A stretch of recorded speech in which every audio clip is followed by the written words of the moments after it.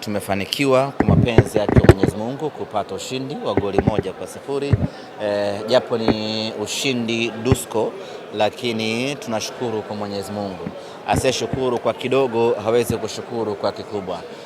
Ushindi wa goli 1 una maana kubwa sana kwetu na una thamani kubwa sana kwetu, kwa sababu umetuhakikishia kuvuna alama 3, na hayo ndiyo yalikuwa malengo yetu katika mchezo huu, kupata alama 3. Tumepata alama 3. Haikuwa nyepesi na tulifahamu ya kwamba haitakuwa nyepesi.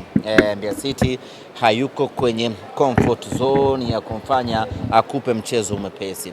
Anapambana na yeye kujinusuru, kujiweka salama, kujiweka sawasawa, aendelee kula mema ya ligi kuu ya NBC.